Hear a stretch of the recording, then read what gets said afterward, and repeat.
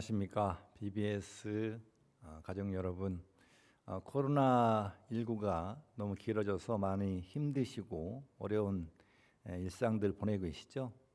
하지만 우리에게는 부처님이 계시고 또 믿음과 신행으로 충분히 지금의 고난과 역경을 이겨내면서 승리로 이끌어갈 수 있는 그러한 용기와 또 신심이 있으니까 그나마 다행이다.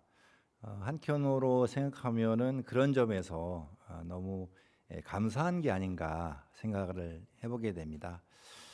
오늘 불자분들을 만나게 됐는데요. 오늘은 부처님께서 구족하신 두 가지의 복덕, 덕상이라고 표현하기도 하는데요.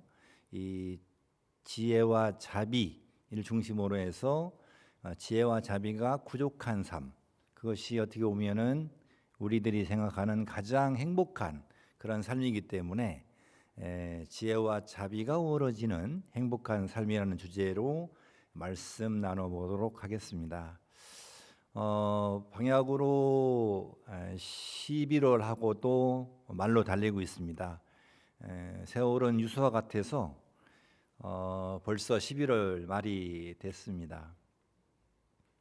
이제 낙엽도 다 지고 산화대지는 겨울을 준비하고 있고요. 또 수행자들은 겨울철을 맞이해서 안거에 들어가는 시즌입니다. 또 3개월 동안 치열하게 수행하고 또 자신을 돌아보는 그런 시간들을 가질 건데요. 아마 우리 불자분들도 이 시기에만큼은 3개월 동안에 자기만의 그런 약속, 자기만의 발언과 서원을 좀 세워서 작은 거라도 하나 실천하면 어떨까 그런 생각을 해보게 됩니다. 실천하려면 가장 첫 번째 우리가 해야 될 것이 서원을 세우는 일이고 발언을 하는 일이거든요. 더 쉽게 말하면 계획을 세우는 일이죠. 3개월 동안에 나는 요거만큼은 이것만큼은 또 요거 하나만큼은 3개월 동안에 변함없이 꾸준하게 정진하겠다라고 하는 것을 하나 정하신다면 아마 큰 도움이 되지 않을까 생각을 합니다. 보통 안거 기간이 이제 3개월인데 100일이죠. 사람이 가장 쉽게 어떠한 습관들을 고칠 수 있고 또 변화할 수 있는 그러한 시간들이 100일이라고 합니다. 그래서 이 100일 동안에 한 가지 우리의 생활상에서 좀 변화하고 내가 쉽게 확인하거나 또 체득할 수 있는 그런 소원들과 발언들을 세워서 한번 해보신다면 어떨까 그런 생각을 하게 됩니다. 예를 들자면 나의 습관 중에서 요거 하나만큼은 3개월 동안에 고쳐봐야 되겠다도 좋지만 또 신행적으로는 나는 매일 다란이 한 편을 읽을 거야, 내지는 경전의 한 품을 꼭 독송할 거야, 이런 것도 도움이 될 수가 있고요. 짧게는 뭐 광명진원을 출근하는 길에 내지는 퇴근해서 21번은 꼭 할 거야, 뭐 이런 작은 소소한 그러한 그 발언과 서원들을 세우셔도 참 좋을 것 같습니다. 그러한 서원들과 발언들이 쌓여서 100일간의 그러한 축적이 됐다면 그게 또 나에게 큰 힘으로 돌아오게 되는 것이겠죠. 그런 피드백되는 것을 우리는 이제 가피라고 얘기를 합니다. 가피라고 하는 것, 부처님의 은혜라고 하는 것은, 우리가 느끼는 것은 그런 실천을 통해서 자기가 변하는 과정들을 한 번씩 체득하고 체험하게 되면 그때는 굉장히 큰 힘을 얻게 되죠. 이걸 종교적 경험이다라고 종교학자들은 이야기를 합니다. 종교인이 종교인답게 종교인다워지는 것은 이러한 종교적 체험을 스스로 할 때 그때 그러한 신념이 굳건해지고 또 자기 종교에 대한 확신을 하게 되는 것이죠. 요즘에 이게 좀 그 번외의 얘기입니다만은 요즘에 인구주택 조사를 하고 있거든요. 그래서 우리 불자분들 중에 혹시 지금 응하시는 분들은 거기 보면은 일상생활 중에 종교를 이렇게 그 응답하는 난이 있어요. 이때 용기를 하셔가지고 저희가 5년 전에 조사할 때 그 응답이 잘 안 돼가지고 많이 신도가 줄었다고. 저는 뭐 줄었다는 것보다는 잠재되어 있던 그 표출되지 않은 그런 불자들이 많다고 보는데, 요번에 한번 제 본문을 들으시는 이 시간 함께하는 분들은 그러한 자기의 어떤 그러한 종교에 대해서 명확하게 드러내는 그러한 시간들을 좀 용기를 냈으면 좋겠다는 말씀을 드립니다. 이러한 것들이 결국은 자기의 종교의 확신, 그다음에 신념이 이루어질 때 가능한 일이거든요. 그렇게 3개월을 보내신다면 아마 이번에 동한 거는 또 이 겨울철은 좀 더 지금보다는 향상된, 또 지금보다는 좀 더 발전된 그런 2021년 봄을 맞이하지 않을까, 기쁘게 맞이하지 않을까, 이렇게 생각을 해보게 됩니다. 서두에도 말씀을 드렸지만 세월은 유수와 같아서 늘 그런 시간 속에서 변화하고 있거든요. 근데 우리는 이제 이러한 것들을 실제한다라고 봅니다. 실제한다고 표현을 하죠. 그 실제라는 말 자체가 존재라고 이렇게 다른 단어로 표현할 수 있는데, 우리는 존재 속에서 우리는 있고 또 우리는 하나의 존재로서 머물고 있죠.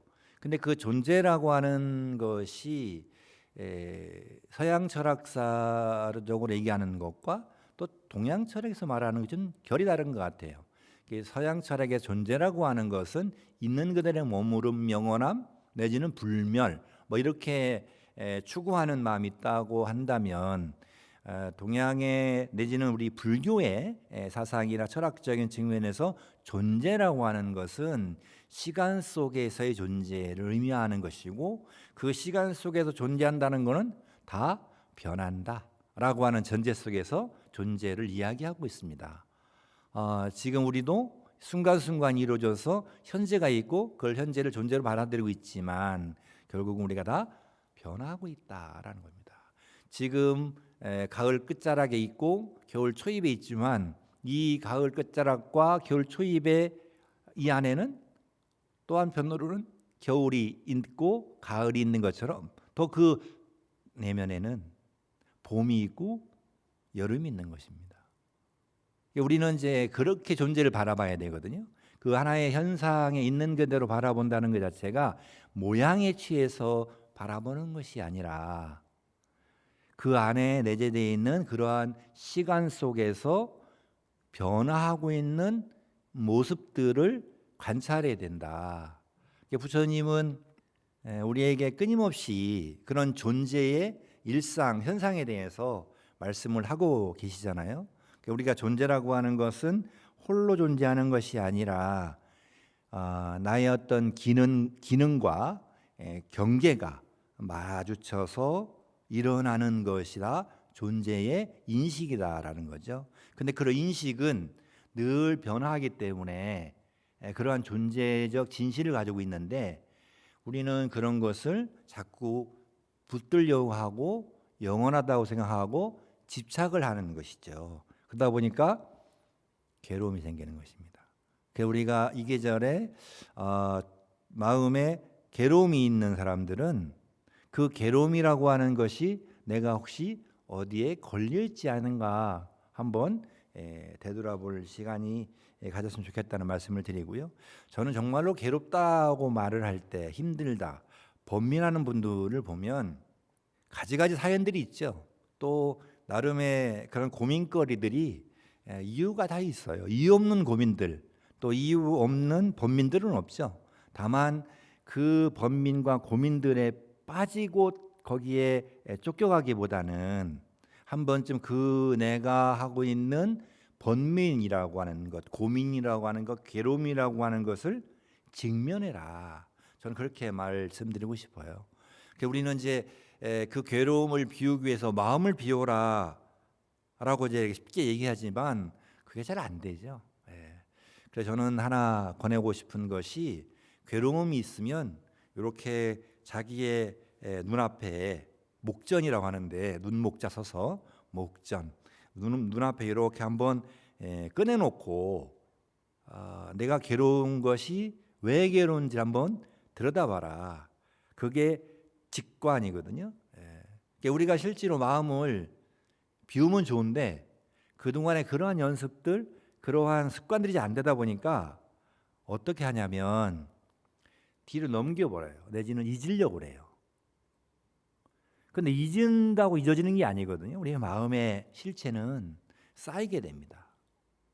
쌓이게 되고 그것이 쌓인 것들이 축적되면 그게 업장이 되죠. 그래서 나중에 그것이 그대로 그러한 인연과 또 그러한 환경이 되면 언제든지 다시 올라오는 거예요. 그러니까 괴로움이라고 하는 것이 끝나는 것이 아니라 언제 다시 올라오게 된다. 왜 그러냐? 우리는 그냥 넘기거나 잊으려 하기 때문에. 그러나 잊어진 것이 아닌 거죠. 그래서 우리는 그걸 목전에 이렇게 꺼내놓는다, 꺼내놓고 봐야 된다라고 이야기를 합니다. 존재론적 이야기를 했지만 그 존재라는 말은 다시는 말로 있다라는 거잖아요. 존재라는 게, 존자는 보존한다 그런 말이고, 제자는 있을 제자니까, 그러니까 있다라는 말이에요. 사실 존재라고 하는 게 있다라는 거거든요.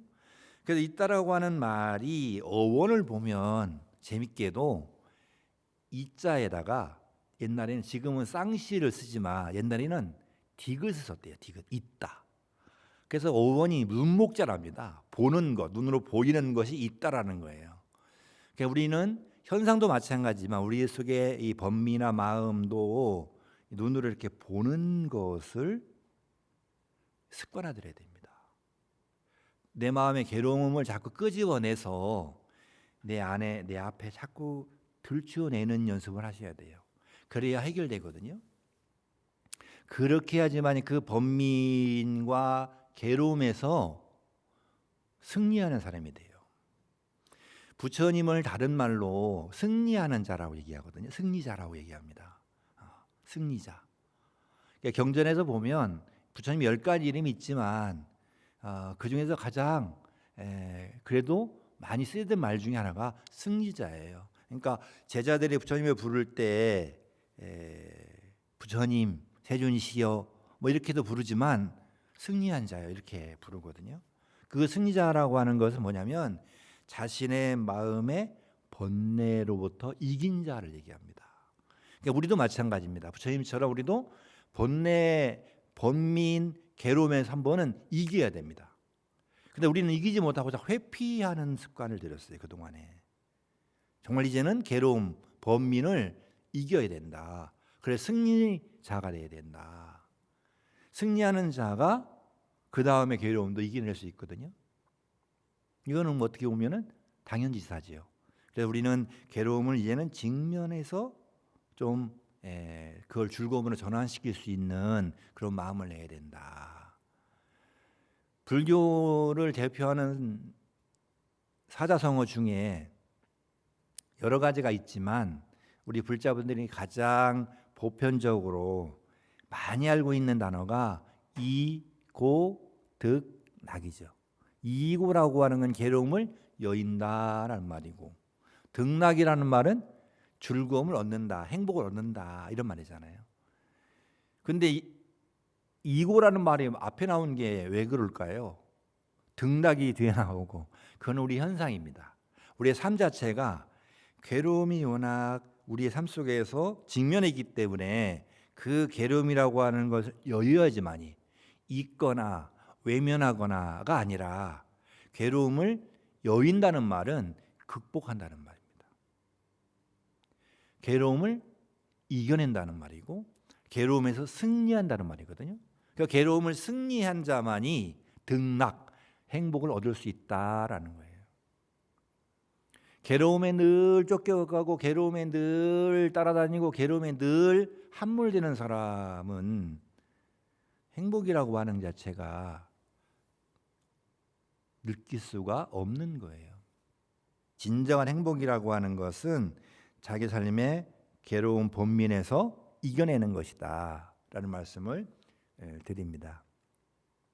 이런 즐거움이라고 하는 것, 불교에서는 행복인데 불교에서 말하는 진정한 행복이라고 하는 것은 부처님이 갖추신 두 가지의 덕성인 지혜와 자비가 구족된 상태, 이거를 깨달음이 역연한 상태인 거죠. 깨달음이 역연한 상태. 결국은 깨달음이라고 하는 것은 자기의 삶의 어떤 본질을 명확히 알고 진실에 대한 접근한 마음들을 알고 지혜와 자비를 구족하는 마음이거든요. 그럼 지혜와 자비에 대해서, 이런 개념에 대해서 명확하게 알아야 되죠. 저는 우리 불자분들에게 이 자리를 빌어서 꼭 당부하고 싶은 말씀이 있어요. 그게 뭐냐면 불교의 가장 쉬운 단어지만 개념을 명확하게 이해하자는 겁니다. 불교가 어렵다고 얘기를 해요. 왜 어렵냐 그러면 개념을 자기화하지 못해서 그래요. 굉장히 복잡한 그런 것들을 아주 간단하고 쉽게 정리하는 걸 개념화라고 하거든요. 그런 개념화들이 잘 안 돼 있어요. 절에 오래 다녔지만 지혜가 뭡니까? 이렇게 물어보면 선뜻 대답하기가 쉽지 않죠. 자비는요? 그러면 자비는 뭐 조금 대답하시는 분이 계시는데 지혜에 대해서는 잘 대답이 안 돼요. 왜 그러냐면 그러한 용어 자체가 정립이 잘 안 돼 있기 때문에 그렇습니다. 영어나 수학을 잘하는 자녀분들을 보면 영어 단어를 잘 외워요. 열심히 외웁니다. 수학을 잘 푸는 아이들을 보면 수학 공식을 잘 이해하고 잘 풀어요. 잘 외우고 있죠. 그런 것처럼 용어를 잘 이해해야 되는데 지혜라고 하는 것은 여러 가지 해석들이 있지만 저는 오늘 아주 쉽게 말씀드리고 싶어요. 지혜라고 하는 것은 밝고 맑은 마음이다라는 거예요. 지혜로운 마음이라고 하는 것은 형이상학적인 힘을 발휘하고 삼명육통을 통달해서 그런 것이 아니라 내 마음 상태가 현재 맑고 밝은 거예요. 그게 지혜로운 상태입니다. 그럼 자비는 뭘까요? 자비는 온화하고 따뜻한 것, 따뜻하고 온화한 마음 상태예요. 그러니까 내 마음이 지금 지혜로운지 따뜻한지를 알려면 그냥 들여다보면 돼요. 자기 마음 상태를. 단 1분이라도 내가 지금 마음이 맑은지 밝은지를 이렇게 간조해 보세요. 되돌려 보세요. 마음이 굉장히 어둡고 복잡해. 이러면 빨리 정리해야 되죠. 그러면 지혜로 전환시켜야 되는 거죠. 그러한 방법들은, 지혜로 전환시킬 방법들을 뭐라고 그래요? 신행이라고 하라고, 좀 더 큰 개념으로 신앙이라고 하죠. 신행하는 거고, 불교적으로 말하면 수행하는 거예요. 마음이 밝고 맑지 못할 수 있어요. 근데 그거를 전환시키는 것이 수행이고 신행이에요. 그걸 하면 되는 거죠. 그 괴롭다고, 마음이 어둡다고 칭얼대거나 내지는 우울 모드에 빠질 것이 아니라 앉아서 전환시키는 노력을 하면 됩니다. 정진하면 됩니다. 또 내가 마음이 자비로운가를 보려면 어떻게 해야 돼요? 내 마음이 따뜻한지 온화한지를 봐야 돼요. 내 마음이 어둡고 차갑고 얼어있는데 거기서 어떠한 생명이 움틀 수도 내지는 자기 발전을 이룰 수도 없습니다. 밝은 데서 그리고 따뜻한 데서 생명은 움트고, 생명이 움터서 싹이 나고 또 다른 씨앗을 맺고 또 다른 생명을 연장시키는 것이죠. 결국은 우리가 괴로움과 번뇌 번밀에서 벗어나는 길은 내 마음을 맑고 따뜻하게 늘 살피는 일이에요. 부처님은 그것이 늘 되는 분입니다. 깨달음이라고 하는 것은 그 마음 상태가 늘 맑고 밝고 따뜻하고 온화해서 언제나 평등한 사람이에요. 평등하다는 말은 요즘 말로 말하면 평화로운 사람이라고 말씀드릴 수 있어요. 갈등 없는 사람. 결국은 불교적으로 말하면 평화라고 하는 것은 그 마음이 삼매로 이루어진 사람. 그것이 바로 지혜와 자비와 평화로운 삶이 되는 것이죠.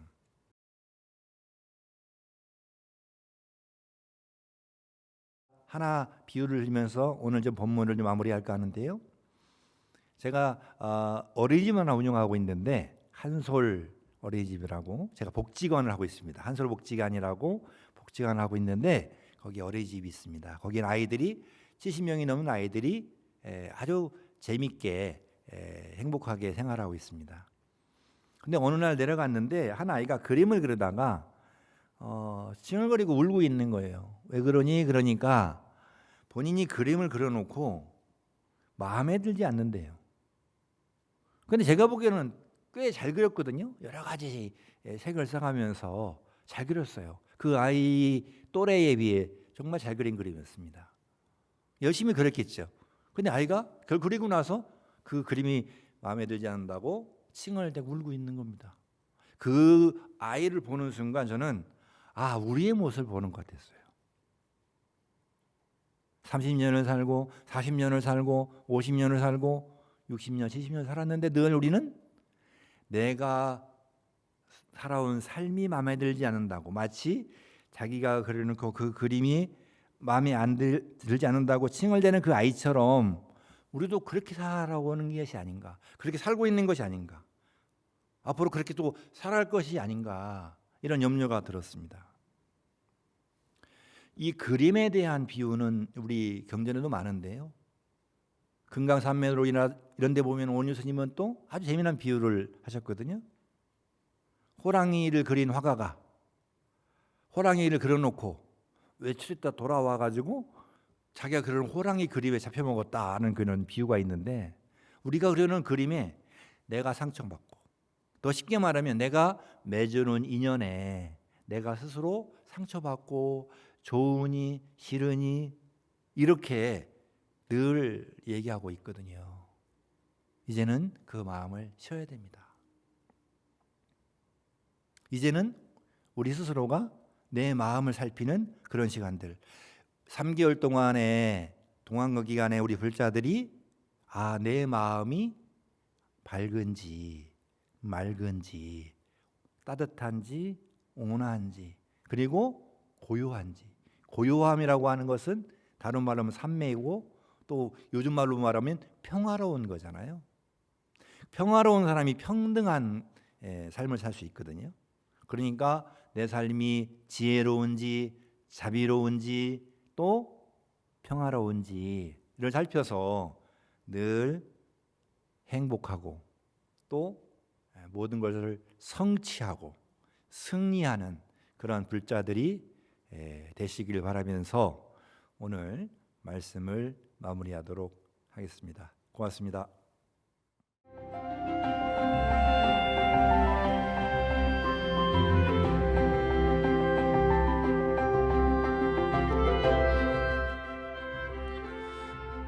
네, 오늘 수유법회를 맞이해서 불자분들이 몇 가지 질문을 주셨어요. 그 중에서 오늘 2가지 답변을 좀 드릴까 하는데요. 첫 번째 질문은 삼기 중에 기불 양족존처럼 우리 불자들은 지혜와 자비를 구족하신 부처님께 기합니다. 이분은 제가 오늘 어떤 법문을 하실 줄 알았던 것 같아요. 우리가 생활 속에서 지혜와 자비를 부족하는 쪽으로 부처님을 닮아갈 수 있어야 하는데 그렇지 못한 것은 자기중심적인 차별적 인식과 욕심 때문이 아닌가 싶은데요. 그래서 수행이 필요한 건가요? 이렇게 질문을 주셨는데요. 이 질문 속에 다 답이 들어있네요. 그렇습니다. 결국 우리가 부처님을 닮아가기 위해서 우리 수행을 해야 되는 것이고, 일반 제가자분들은 이제 신행을 해야 되는 건데, 그 신행이라고 하는 것 자체가 원래는 이제 신행증의 준말이거든요. 믿고 또 바르게 이해하고 또 바르게 실천하고 그리고 증득해 나가는 것, 그것이 이제 수행 또는 신행이라고 얘기할 수 있는데요. 부처님이 갖추신 그 두 가지 덕성이 아까도 말씀드렸지만 본문 중에도 말씀을 드린 것처럼 지혜와 자비입니다. 그래서 그걸 두 발로 비유해서 양족이라고 표현했어요. 두 발, 양족존이라고 표현하기도 하고, 내지는 이 발이라고 하는 것이 만족할 때의 한자에 족자가 발족자를 써요. 이게 만족이라는 게 어떤 거냐 그러면 자기 신발이 딱 맞는 상태. 그러니까 신발은 5mm만 커도 터덕거리고 5mm만 작아도 잘 들어가지 않죠. 자기 사이즈가 딱 있거든요. 그 사이즈대로 그 신발을 아주 편하게 신은 상태가 아주 만족스럽다 하는 거잖아요. 큰 신발 신고 5분만 걸어보세요. 아니면 작은 신발 신고 5분만 걸어보세요. 대번에 다리가 불편하고 물집이 잡힐 겁니다. 그런 것처럼 자기의 그러한 삶에 가장 만족한 상태. 부처님이 이러한 그 지혜와 자비가 아주 만족하게 충분하게 한쪽으로 기울지도 않고 아주 지혜와 자비가 쓰셔서 중생을 제도한다라고 하는데, 많은 경전에서 얘기하듯이 부처님은 중생을 제도할 때 지혜와 자비 중에 자비로 중생을 제도하십니다. 자비의 에너지가 되는 것은 지혜예요. 그러니까 지혜가 없으면 자비롭다 하더라도 그 자비가 오래 지속될 수가 없습니다. 예를 들자면 내가 누군가를 따뜻하게 대하고 온화하게 대하려고 하면 내 마음이 맑고 밝고 즐거운 상태여야지 그런 게 지속되는 거죠. 비유하자면 그렇습니다. 그런데 내 마음이 우울해, 내 마음이 침울해, 내 마음이 어두워요. 그 상태에서 누군가에게 따뜻하게 내지는 온화하게 대하는 것은 한 번, 두 번은 될지언정 오래될 수가 없죠. 그래서 이 지혜는 바로 자비가 그 힘이 돼서 나갈 수 있는 근간이 된다, 이렇게 말씀을 드릴 수가 있고요. 우리는 그러한 지혜와 자비를 늘 구축하기 위해서 노력을 하는 것입니다. 그렇게 이제 말씀을 드릴 수가 있고요. 그렇게 된다면 자기의 어떤 지혜와 자비를 늘 살피는 그러한 마음 습관이 된다면 자기중심적인 그런 차별적인 인식과 그리고 그 욕망에서 좀 탈피할 수가 있어요. 그렇게 안 되니까 자꾸 집착하게 되고 그 욕심이 나게 욕망에 매이는 것이거든요.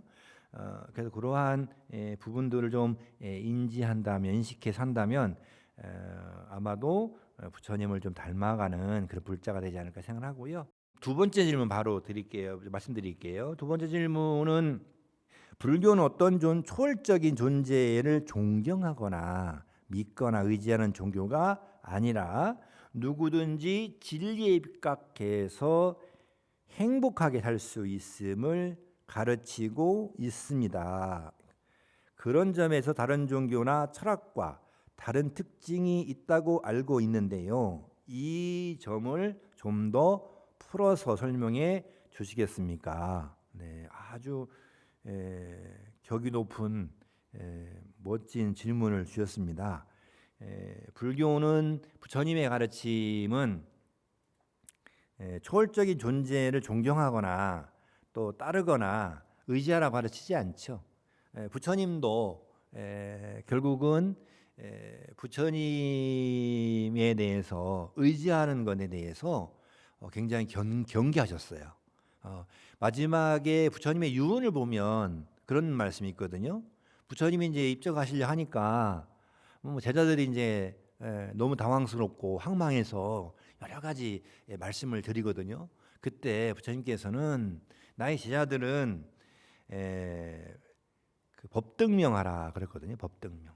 법을 등불 삼아라. 법이라고 하는 것이 여기서 말하는 이제 부처님의 가르침이죠. 그리고 자등명하라. 자등명이라고 하는 거는 뭐예요? 자기 자신을 등불 삼아라. 그리고 불방일할지어다. 게으르지 말아라. 이렇게 말씀하시거든요. 그러니까 부처님은 결국은 가르침과 그리고 자기 자신을 등불 삼으라고 했지. 절대적인 초월적인 존재를 믿거나 따르지 마라. 요즘에 우리 사회에 특히 코로나19가 열리고 나서 사태가 나고 나서 이런 초월적 존재 때문에 그러한 국가의 방역을 잘 지키지 않고 하는 그런 분들이 많잖아요. 그게 쭉 따라가 보면 잘못된 믿음, 잘못된 사상, 잘못된 철학으로 이루어진 거거든요.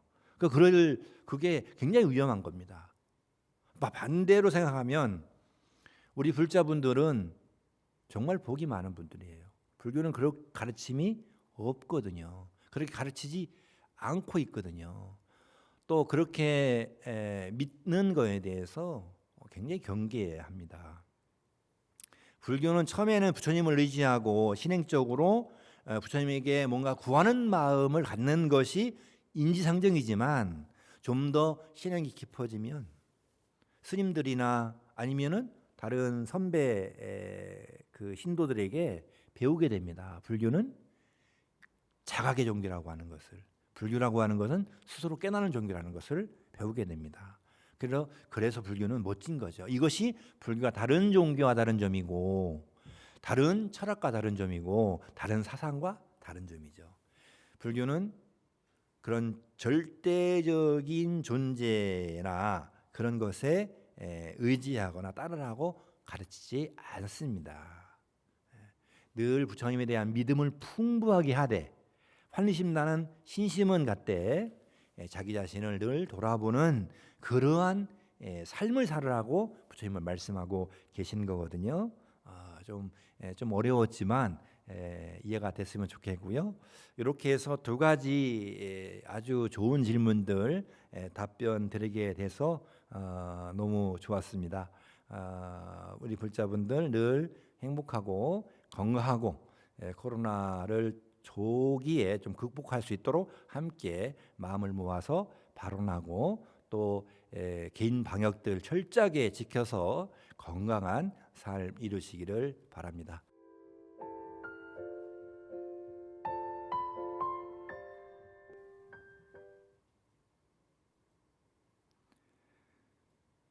코로나19 발언문. 일체 중생을 지혜와 자비로 인도하시는 부처님께 기하옵고 발언합니다. 부처님께서는 지금 우리가 살아 숨쉬고 있음이 햇빛과 공기와 물과 흙, 함께하는 모든 생명들이 청정함에서 비롯된 것임을 깨닫게 해 주셨습니다. 우리는 모두는 고귀하고 거룩한 생명입니다. 청정한 마음과 몸으로 병마를 이기는 힘을 길러 함께 일어서기를 간절한 믿음으로 기도합니다. 나아가 온 세상이 한 마음으로 어려움을 극복하고 영원히 평화롭고 행복한 지혜와 자비의 길로 함께 나아가기를 발언하며 정진해 나가겠습니다. 마반야 바라미.